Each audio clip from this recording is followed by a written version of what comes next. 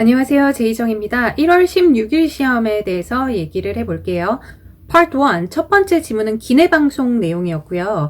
Welcome aboard가 나왔는데 이 aboard라는 단어를 abroad 하고 헷갈리시는 분들이 꽤 많아요.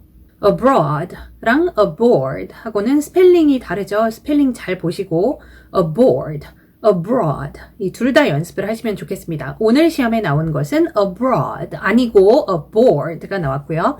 Flight attendants, beverages, material 이 단어도 옳지 않게 발음하시는 분들이 되게 많아요. 시험장에 가보면 이 단어는 mate라고 하시면 안 됩니다. 요게 주로 문제이거든요. te가 아니고 t라고 발음하는 게 중요해요. 그래서 material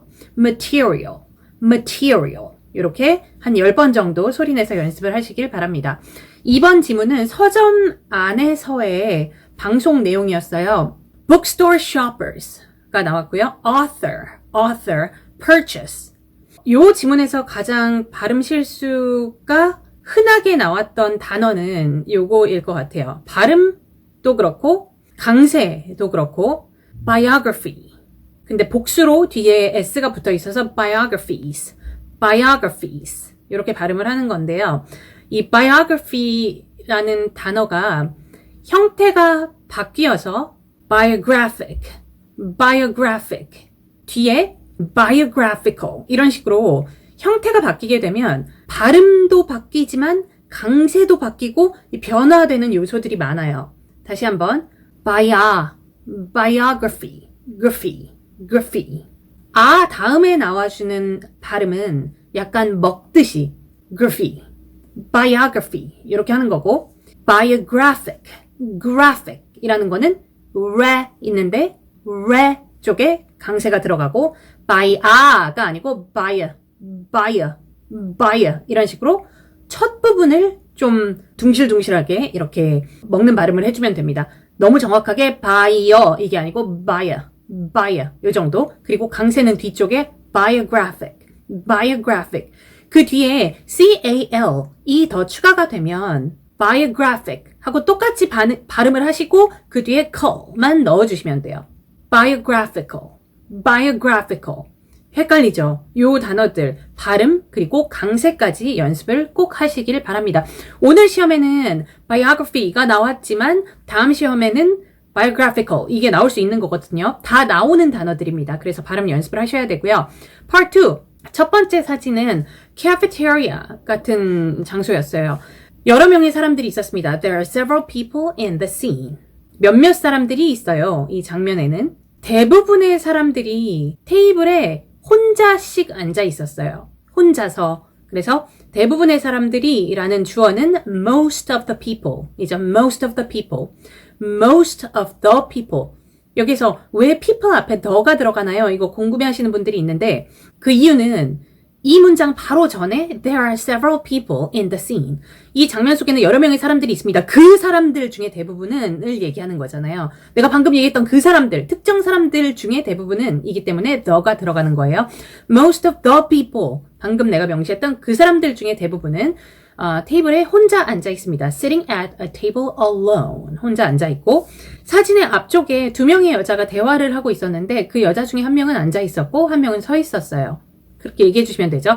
In the foreground of the scene. 사진의 앞쪽에 two women are having a conversation. 두 명의 여자는 대화를 하고 있어요. Having a conversation. 자주 나옵니다. 꼭 외워가시고 그 중에 한 명은 one of them is sitting at a table.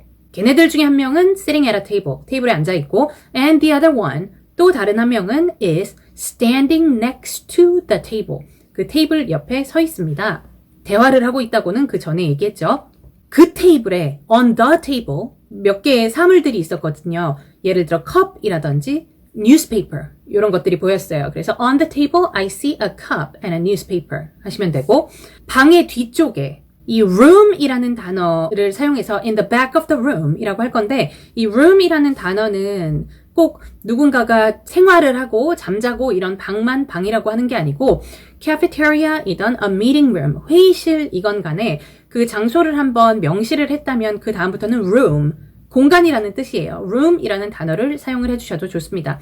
어쨌든 그 방의 뒤쪽에, 그 공간의 뒤쪽에 in the back of the room 창문이 보였었어요. 그래서 I see a large window라고 해주시면 되고 I see는 그 전에 바로 전문장에서 한번 했잖아요. I see 무엇이라고. 그래서 계속 똑같은 표현을 반복적으로 사용을 하는 것보다는 좀 동일한 의미이지만 다른 단어들을 다양하게 사용해 주는 게 좋기 때문에 I see 한번 했으면 there is 이런 식으로 말을 바꿔주는 것도 좋겠죠. 4번 사진, 그러니까 두 번째 사진입니다.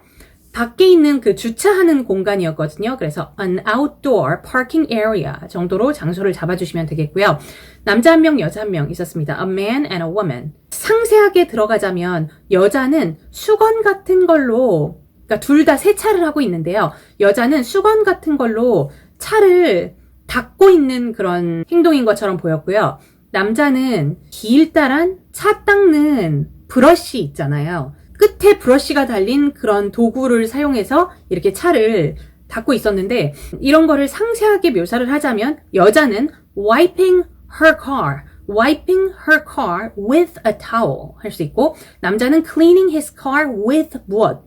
근데 방금 제가 그 막대기 같은 거라고 설명을 드렸죠. Cleaning his car with 긴 a long car wash brush 라고 할 수 있는데 이런 식으로 상세하게 설명을 하게 되면 너무 묘사가 어려워질 것 같아요. 난이도가 이렇게 안 올라가도 되는데 스스로 난이도를 올리는 그런 경우가 될 수 있다는 거죠. 그래서 이렇게 제가 밑줄 쳐놨습니다. 이런 식으로 묘사를 하지 않아도 조금 더 쉽게 만점 나올 방법이 있다면 그 방법을 선택하는 것도 굉장히 좋죠. 그래서 밑줄 그냥 싹 빼고 They are washing their cars. 그들은 세차를 하고 있어요. 이런 식으로 간단하게 묘사를 하고 넘어가 주는 것도 좋은 방법입니다.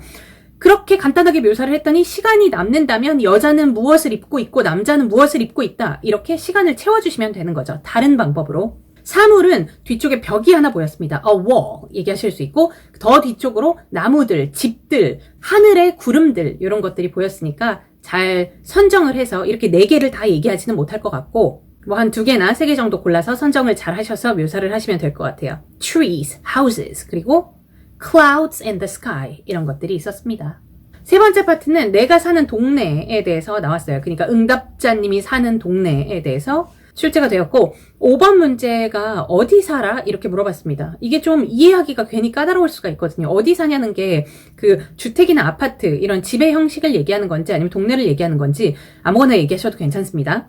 왜냐면 질문 자체가 그렇게 스페시픽하지가 않았어요. 네, what kind of house? 라든지 뭐 주택이나 아파트 중에 어디 사니? 이런 식으로 출제가 된 게 아니고 밑도 끝도 없이 where 라는 단어를 사용해서 어디에 사냐라고 물어보았습니다.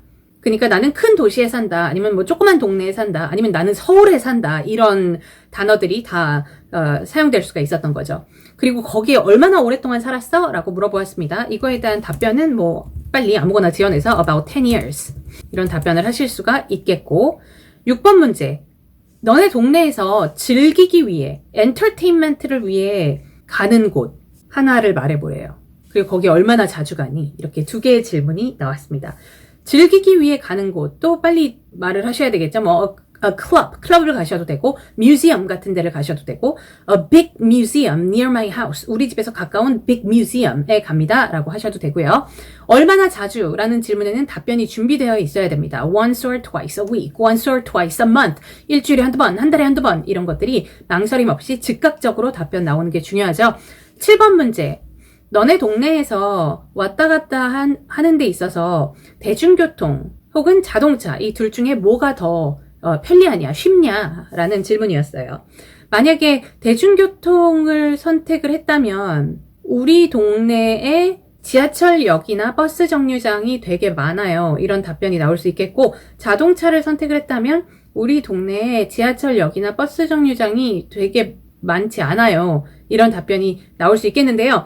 There are many 밑줄 in my area. 밑줄 자리에는 버스 정류장, 지하철역 이런 것들이 들어가겠죠. There are many 밑줄 in my area 라고 할 수 있고 만약에 다른 거를 고르셨다면 There are not many 하시면 돼요. 그러니까 not이라는 단어를 넣냐 빼냐에 따라서 둘 중에 어떤 거를 골라도 사용할 수 있었던 문장이 되는 거죠. 이거 이외에도 이거는 30초 답변을 해야 되니까 조금 더 길게 만드셔야 되죠. 네, 좀 더 길게 만드실 거면 우리 동네 얘기를 하는 거잖아요. 그러니까 아무거나 좀 지어내서 얘기를 할 수 있겠죠. 우리 동네에서는 대중교통 타는 게 굉장히 비싸다. 우리 동네에서는 기름값이 굉장히 비싸다. 이런 게 나올 수 있겠고요. 자, 네 번째 파트로 가서 오랜만에 이게 나왔습니다. 면접 스케줄. 오랜만에 나오기는 했지만 토익 스피킹 역사상 정말 끊임없이 꾸준히 나온 그런 유형이에요. 꼭 알고 가셔야 되는 유형입니다. 8번 문제에서 첫 번째 면접은 몇 시에 시작하며 무슨 직책을 지원하는 면접이냐라고 물어보았습니다. 직책을 얘기해 주시면 되죠. 그래서 가장 첫 번째 면접 시간과 시간 1이죠. 그리고 직책 1을 얘기해 주시면 돼요. 9번 문제는 지원자 4번을 명시를 했습니다. 지원자 이름 4번을 명시를 하면서 그 사람이 면접 보는 시간이 시간 7이지?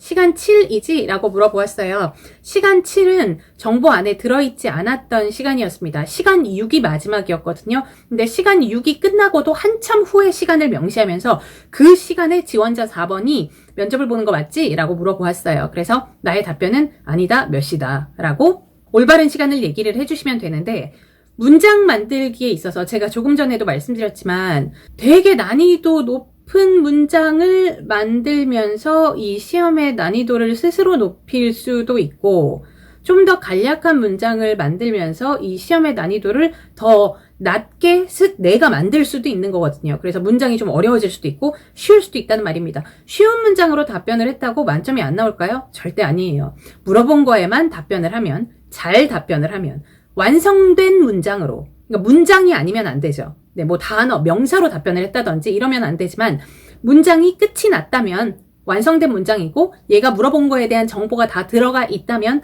아무리 짧은 답변이라도 만점이 나오거든요. 네, 그래서 좀 어렵게 답변을 하시면 actually you will interview 지원자 이름 from 걔가 다니는 현재 회사 for 무슨 position 직책이 들어가는 거죠. 밑줄 자리에 무슨 position at 맞는 시간 이렇게 하면은 좀 복잡하잖아요. 조금 더 짧게 하면 actually this interview will take place at 시간사 이렇게 조금 더 짧아질 수 있고 더 짧은 만점 답변이 있습니다. 지원자 4번이 시간 7 맞지? 라는 질문에 actually it's 시간사 actually it's 몇 시 actually it's 몇 시 라고 답변을 하면 한 답변 시간이 3, 4초 정도 걸릴 거거든요. 그래도 만점. 네, 그러니까 여러분들이 편하게 선택을 하시면 될 것 같습니다. 10번 문제. 나올 수 있는 게 뭔지를 찾아보는 습관을 기르셔야 돼요. 나올 수 있는 게 뭔지. 회사명 1번이 2개 보입니다. 걔가 나올 수 있는 거예요. 회사명 3번도 2줄 보이죠? 그것도 나올 수 있습니다. 시간 오전 스케줄 다 얘기해줘, 오후 스케줄 다 얘기해줘가 나오기에는 지금 이 표가 말이 안 되잖아요.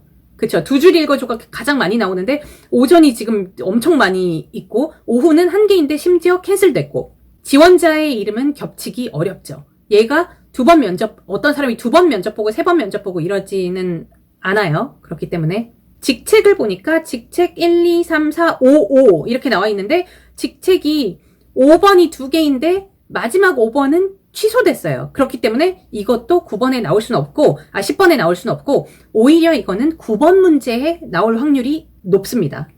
이 취소된 거는 9번에 사실 제일 많이 나오는데 오늘 시험에서는 그거를 9번에서 건드리지 않았죠. 그러나 오늘 시험만 앞으로 또 시험을 보실 거라면 이 시험만 지금 중요한 게 아니라 어떤 시험이 나올 확률이 가장 높은지 또 생각을 하셔야 되거든요. 9번 문제에서 직책 5번을 명시하면서 이 직책에 지원하는 사람이 2명이라고 들었는데 맞죠? 그거 좀 확인해 주실래요? 이 질문이 너무 나올 수 있죠. 그러면 요거 1명 캔슬됐다. 그래서 1명이다. 이런 답변이 나와야 되고요. 아니면 9번 문제에서 이 제일 마지막 줄을 건드리면서 지원자 6번이 시간 6에 면접을 진행한다고 들었다. 맞니? 이렇게 물어보면 그거는 캔슬되었습니다. 이런 답변이 나올 수도 있고 확률로 봤을 때에는 오히려 이 캔슬된 거를 건드리는 문제가 나올 확률이 더 높아요. 9번 문제로. 10번 문제로는 이게 지금 나올 수가 없습니다. 자, 오늘 시험에서 10번 문제는 뭐가 나왔냐면 회사명 3. 우리는 벌써 이 문제가 나오기 전부터 회사명 1 아니면 회사명 3 이거 두 개 중에 하나 건드리겠구나 라는 걸 여러분들이 생각을 하고 있으셔야 되는 거죠. 그럼 듣기도 더 잘 돼요. 이 단어 아니면 이 단어 둘 중에 하나 무조건 나온다라는 확신을 가지고 듣기를 한다면 훨씬 더 잘 들리겠죠. 뭐가 나올지 전혀 모르고 듣기를 하는 것보다. 마지막 질문 보겠습니다. 스트레스를 해소하는 데 있어서 뭐가 제일 최고의 방법이냐. 3개의 옵션을 주었어요. 하나는 TV, 또 하나는 음악, 또 하나는 게임. 실제 시험에는 동사까지 나왔습니다. 그러니까 TV, 시청, 음악, 청취, 하기, 게임, 하기 이런 식으로 동사까지 다 나와 있었고요. 3개 중에 하나를 골라서 뭐가 스트레스를 해소하기에 최고의 방법인지를 얘기를 하는 건데 이게 되게 좀 쉬워 보이는 시험이거든요. 근데 이게 답변을 논리적으로 하기가 은근히 까다로울 수가 있어요. 그 이유는 뭐냐면 오늘 시험에서 제시된 3가지를 생각을 해봤을 때 이 3가지를 1, 2, 3이라고 할게요. 1번을 내가 골랐어요. 고르고 나서 1번을 하는 것은 굉장히 재밌다. 이런 문장을 했을 때 내 입에서 주로 나올 수 있는 문장, 내 머리에서 생각될 수 있는 문장들이 주로 나는 1번에 대해서 얘기를 하려고 그러는데 이 문장들이 주로 2번에도 말이 되고 3번에도 말이 되는 거예요. 그래서 굳이 이 이유를 가지고 1번을 골랐어야만 했었던 충분한 논리적인 이유가 되지 않는 것처럼 느껴질 수 있다는 거죠. 무슨 말인지 이해가 되시나요? 그러니까 이 3개가 다 고만고만한 것처럼 느껴진다는 거예요. 그래서 이거를 하면 시간이 잘 간다? 이것도 이거 3개 다 되는 것 같고 이거를 하면 기분이 되게 향상이 된다? 사람들이 이것도 3개 다 되는 것 같고 이거를 하면서 편안하게 쉴 수 있다? 뭐 게임을 하면서 편하게 쉬는 사람도 있잖아요. 이것도 뭐 3개 다 되는 것 같고 이런 시험은요 오히려 제한사항을 두는 게 좋아요. 이거를 모든 사람이 이렇다, 대부분의 사람이 이렇다라고 이 시험을 진행을 하는 것보다는 처음에 아예 못을 박아두는 거죠. For me, 나는 이런 식으로 나는 이거 하는 게 재밌다. 나는 이거 하는 게 되게 흥미진진하다. 나는 이거 하면 스트레스가 풀린다. 이렇게 답변을 했을 경우에는 훨씬 더 논리적으로 들릴 수 있는 답변이 되거든요. 그래서 이렇게 셋 다 고만고만한 경우에는 for me 아니면 in my case 나 같은 경우에는 저는요 이렇게 내 얘기를 이제 하겠다. 라고 for me 나한테 가장 스트레스를 풀기 위해 최고의 방법은 이것입니다. for me가 들어갔기 때문에 이제 내 얘기, 나의 경험을 얘기를 하면 되는 겁니다. 그래서 이게 오늘 시험을 조금 더 쉽게 만들어줄 수 있는 방법 중에 하나예요. 어제 시험이랑 비교를 했을 때 뭐 오늘 시험이 월등히 더 어렵다까지는 아니고 문항마다 조금씩 더 까다로운 시험이었어요. 문항마다. 매 문항이 다 그랬다는 거예요. 그래서 전체적으로 봤을 때는 긍정적으로 얘기를 하자면 시험 처음부터 끝까지 손에 땀을 쥐게 하는 되게 흥미진진한, 이거 너무 긍정적이죠. 흥미진진한 그런 시험이었고 부정적으로 보면 오늘 시험을 보신 분들이 멘탈이 굉장히 처음부터 끝까지 어제 시험보다는 더 힘들었을 것이라고 판단이 됩니다. 오늘 시험 난이도는 6.5로 결정을 하겠습니다. 여기까지 할게요. 바이바이.